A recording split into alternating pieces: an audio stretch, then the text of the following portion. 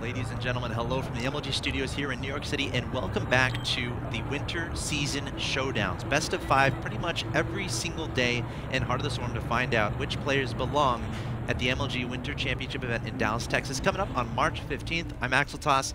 He's axslav. We're currently watching a best of 5 between Innovation and TY. Innovation is currently up 2-1. He's 1 win away from getting that qualification spot. Before we jump into game number 4, though, I want to do a quick little plug of the Dr. Pepper Ultimate Gaming House. What can people win with this? Or is what I just said too obvious? They can win the Ultimate Gaming Room. Yes. You submit your, you go to facebook.com/MLGpro.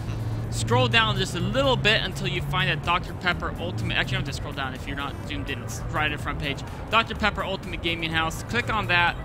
It give you a brief description of your what you need to do to fill out the contest. Just a few minutes of your time. Make a little video. Say why you're the ultimate gamer. Show them what room you have that you want to be made over. And then if you win, they'll come in there and deck it out with all types of awesome. Be creative. Like if there's a specific purpose you want to use for this gaming house, let's say you have a group of 10 people in the CSL team, like have each of you say a sentence or something, or have each of you say a word, maybe do a musical. Anything you can do to get this Ultimate Gaming House. Great opportunity here presented by MLG and of course Dr. Pepper. Again, submit your videos for a chance to win the Ultimate Game Room Makeover. Contest ends on February 15th, so you have some time. Don't be lazy about it. Get it done. Again, facebook.com/MLGpro. That being said, Mr. Nicholas, are you ready to get into the next game? I think we should get it started, man. Those last two were just absolute slugfests. Yeah. You know, what I really like is we're seeing the different utilization of all the new units. We're seeing how Widow Mines can be used, how Ignite Afterburners can be used. You saw the Reaper in Game 2. The Reaper, the Hellbat. I mean, we're seeing like the whole new HOTS feel in these games. I like it a lot, and I'll be honest, I've been playing a lot of Terran in Heart of the Storm. So it's fun. It's really fun for me watching these games and watching these Hellbat wars, because I can definitely relate to them. Of course, here we are on Neo Planet S in the top right-hand location. We have the red Terran player, the ace of STX Soul, also known as Bogus.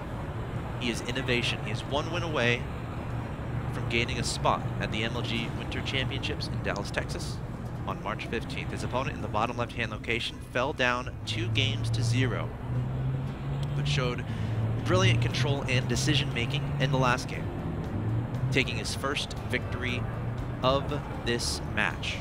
Has to win 2 more in a row. If anyone can do it, it's him. He is TY from 8th team. Would he be considered an ace type? I'm pretty sure he would be. I'm trying to think of other. Roro would be. Well, I mean, Roro's there. No, Roro's at Samsung. Oh, Samsung Con. Yeah, good point. What am I thinking of? I mean, 8th team has a couple top players. I would say TY. I would say he's one of, if not their main ace player. Yeah. Well, I mean, all of it depends on what map it's going to be. Yeah. And stuff like that. That's but he's definitely very good. He's their ace Terran player. Let's put it that way. I think that's I feel fairly safe saying that. I mean, all those players, their lineups are so much deeper. The Kespa teams, things people don't realize about them, is that each of these teams has roughly around 15 people for the most part. Yeah. Somewhere between 10 and 15. So it's not like your average 6 or 7 person team. They've got a lot of people, and there's a whole segment of the people that's designed to be practice partners, you know, and the infrastructure is huge. So it could be, you know, one player could be ace one day, but then over the last 2 weeks, we haven't known is that this other guy's been practicing some insane builds for a certain map or matchup, and all of a sudden he'll be used as ace. It's just madness. Both players again opting for that factory. Yes. I mean, I think I've noticed this in ladder too, that the current trend seems to be those Hellbat drops. But I did see that last game. TY seemed to have a very solid defense against the Hellbat drop. Like, he actually didn't take that much damage. So do you think that's going to dissuade Innovation from doing the same thing? No. But I was like waiting for you to say that. Yeah, no, it's not. But I'm thinking that in the future, it's not like this build is absolutely unstoppable. Sure. Because we saw TY actually has a pretty solid defense, and that was with spending 500 minerals and 100 gas and a lot of production time not defending, right? Because he was doing his own hellbat drop at the same time. Yeah. So I think it's safe to say that if you focus on like an expansion defense, you probably could hold it off without too much damage. That being said, it still is a great way to take map control. I mean, we've seen the potential for insane damages. I mean, he won the game with it himself, Sure. right? So saying that he defended Innovation's hellbat drop, it is only one side of the coin. The other side is that his hellbat drop actually is what won the game for him. Now, there's still only one gas on the field here for TY versus the 2 gases from Innovation. Yes. So it looks like TY is more inclined to go for some sort of command center, faster-ish build than Innovation, which should be placed down any second now by this SCV. Changing his mind, putting down a supply depot. I actually have, well, I mean, Innovation's actually not even using his second. Oh, he only mined a little bit of gas. Oh, interesting. Just to give himself a Kickstarter. Yeah. I like it. Because the thing is if he wants to make mostly hellbats, but he's like, I need a little bit more gas so I can get the armory, the medevac, everything timed out right. So he just gets a little bit, but then he's like, I need to get minerals so I can keep producing hellbats, replace SCV losses, and eventually get that command center down as the game goes on. Look at this from TY. Yes, I love it. I really like this, and he's actually not even doing the Helling drop. There's no armory. He's focusing on defense of Viking, Widow Mines, some Hellions early, and you know what, and a bunker. So he's totally focused on defense. All right, let's see if he can make it happen. Now, only 2 Hellions are going to be here, and okay, he's going to turn into Hellbats first. I'm a little bit intrigued as to why his other 2 Hellions aren't. Okay, they're just staying in his base. I think he's worried about the counter drop, and he's figuring 2 Hellbats is enough to do massive damage. We might actually have a longer game. It looks like we might. Oh, Widow Mine's being repositioned. The medevac doesn't see it. It's dead. Oh, it's dead, and oh, wow. That shut it down hard, and you know, only didn't even use a single SCV. One SCV got scratched by the splash damage from the Widow Mine. Of course, they do that friendly fire splash, but placed at a very proper distance to just nail that medevac. All right, let's. It looks like these guys are going to transition. We're going to see a transition out of the early game, I would think. I got a cramp in my leg, Nick. You gotta hang in there, man. But TY's transitioning command center, Banshee. Meanwhile, Innovation is he's getting his own defense setup. He's getting his own command center. It does look like it will transition into a longer game. Innovation not going for a second drop, says, you know what? That TY guy has a great defense setup. I'm not gonna not make Hellbats, right? Yeah. I mean, here's the thing, like, just because they can defend a Hellbat drop doesn't mean that Hellbats still aren't an insane combat unit. It's like, you know, I mean, it would be like me saying, well, I tried to, you know, storm his worker line and he had a turret there, so I guess I shouldn't use High Templar anymore against Terran. Like, that sounds ridiculous, right? No. So, of course, he's still going to make Hellbats, but a little more conservative, maybe not trying to utilize that harass so much, at least right now. Maybe later on, maybe he forgets, and maybe he thinks TY has got... I keep using both his names. That's all right. Yeah, good stuff. At least we're not talking about Major, Princess, etc. Exactly.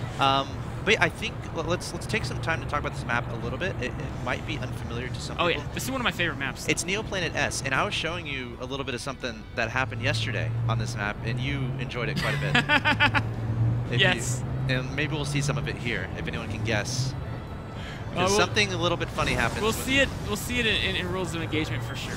Okay. For sure. So if you hang on after this series, but hopefully we'll see it. We'll keep you guys in the dark for now, but if we'll keep our eyes peeled out and we'll mention if it comes out. I feel like it's inevitable. But look at this, 2 factories being added on the main base here from Innovation.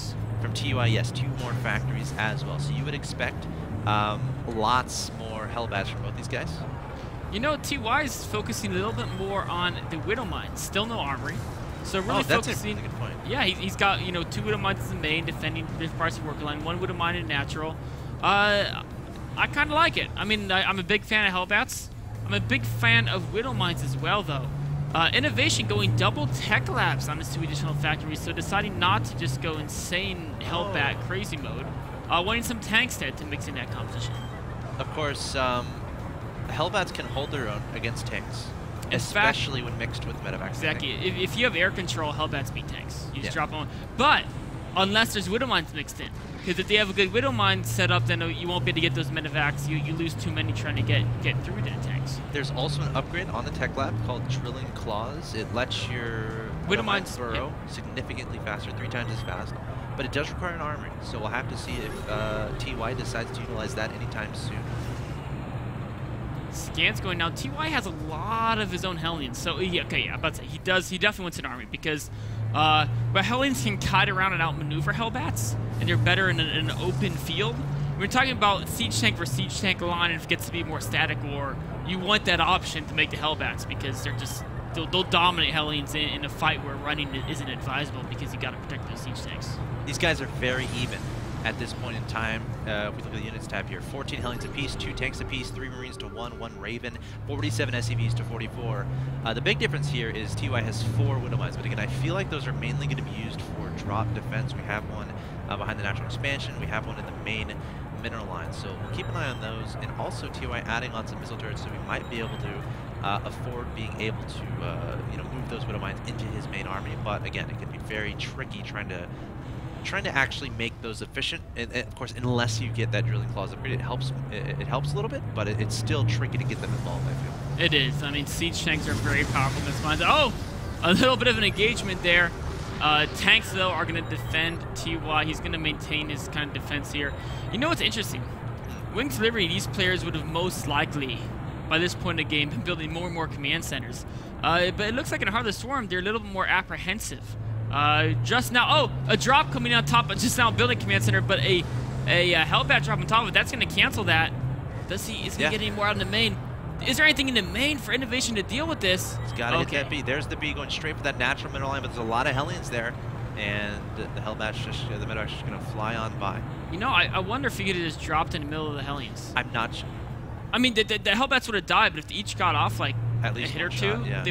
they might have been able to kill way more with the clusterness. And look at that, his other 2 Hellions got away, so actually not losing a single unit with that harass, canceling a command center.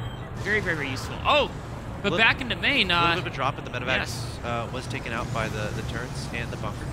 And it would have mind. The workers killed really quick. It is 8-1, so Innovation able to get a decent amount of kills there. But he did lose his whole Medevac and all the. Yes. Yeah, so it's not a clear win for him. Innovation is up in supply though, 140 to 117, going to be attacking across the map, heading towards his opponent's natural expansion. And let's see how effective this is. The tanks are not sieged at this point. Looks like Innovation is going to... Oh, Seeker missiles going off on the tanks! Getting a decent amount of damage, a nice splash damage there from TY. Innovation pressing forward with Hellbats and tanks. Every tank is going to be unsieged except for one. The Raven is out of energy, and Innovation might just roll over TY. He has way too much. TY does not have an existing army to deal with this. He really doesn't. Just too much from Innovation. Innovation's going to win 3-1. And you know what's interesting? I feel like TY was going too many directions. Yeah. Well, it wasn't he was going too many directions, but he was going too many directions to have all his tanks unsiege and fight in a straight-up battle. You know, I mean, the Ravens pay off so much as the game goes on. But if you're making those late investments, just keep your tanks in siege mode. You know, I mean, just keep that defense going. As it was, though, that fight actually wasn't too one-sided. I mean, if that Hellbat drop from the flank came a little bit faster, you know, the Hunter Seeker. If you put both the Hunter Seekers on the same area, it would have gotten a lot of kills. Instead, you just halfway killed everything and halfway. Yeah, like a lot of the tanks at the end there were in the deep red. Yeah. But congrats to Innovation. You're going to see Innovation at the Winter Championship event in Dallas, Texas on March 15th. Great play from him. He's going to want to look out for. And there's always a question, you know, leading into these matches, how much time are these guys putting in the Heart of the Swarm? And because of course they have Wings Liberty obligations. They're both on pro league teams. They're both, you know, arguably the ace players on their respective teams. So I think we can tell from this match that these guys have definitely been attributing a good amount of time. They know how important these matches are. But Innovation able to come on top there. It was. You know, it was impressive to me. I mean, we talk about how much time they're putting in. That Hellbat drop is really, really common right now in Heart of the Swarm. But what's impressive is that it's not common for someone to defend it. We saw throughout the series they were able to figure out how to make a strong defense against it, while, you know, focusing on their own drop as well. The micro was insane. I mean, that was actually a really, really good match. Yeah, when I saw TBT, when I saw Innovation versus TY, like a lot of people see TBT and they're like, oh, TBT gonna be so fun. I saw this, I'm like, Widowmines, Hellbats, I'm so excited. I think I even tweeted before the match that I felt like we would see a lot of Hellbats. Yeah. And it's just awesome to see these new units being utilized, but of course the question remains, is it too strong? Do these players even care? But I don't even know, because they're employing these very strong units, but they're also figuring out how to defend against them, which I think is really cool. It might have taken 4 games for that to happen, but it eventually happened when these guys had transitioned to the mid-game actually got expansions, and it was really cool to see. It was. So that wraps up today. Let's take a look at what's happened so far in this week. If you don't want to be spoiled, this is the time to mute and monitor or something, because too late, it's up. We're spoiling some results here. Of course, Party was able to take down Fantasy in day number 1, that best of 5. That was I guess I won't say the result, like the game is what people watch it themselves. Of course, Roro versus Hero was up next. Hero able to take Roro out, and then Innovation able to take down TY. So we got 2 Protosses and a Terran so far. Of course, coming up, we got Sulky versus Last. That's tomorrow. And then Rain versus Flying in the next day. On the next day, I should say. All best of 5s, all Heart of the Swarm, all qualification matches for the MLG Winter Championships. And again, if you miss anything, every VOD from these matches will be available on our YouTube channel, youtube.com/official MLG SC2 1080p HD. And the matches from the past 2 days are already up there. And the match from today, it's probably going to go up in about 2 hours. If you're watching the restream, it's already up there. So you can head on over to YouTube and catch that game 1 again, the game 2 again, the whole series again. Take notes for your own tuner and play, and just enjoy it once again, perhaps. Coming up next, though. Rules of engagement.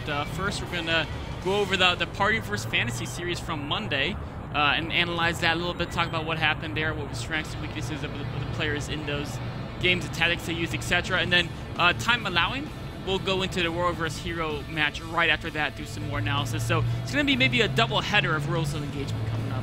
It's going to be great. Awesome. So guys, you've been watching a best of 5 Heart of the Swarm match between Innovation and TY. Congratulations to Innovation taking down TY 3-1, ensuring his qualification for the 2013 MLG Winter Championships in Dallas, Texas on March 15th. Coming up next, it's going to be Rules of Engagement. Don't go anywhere. See you then.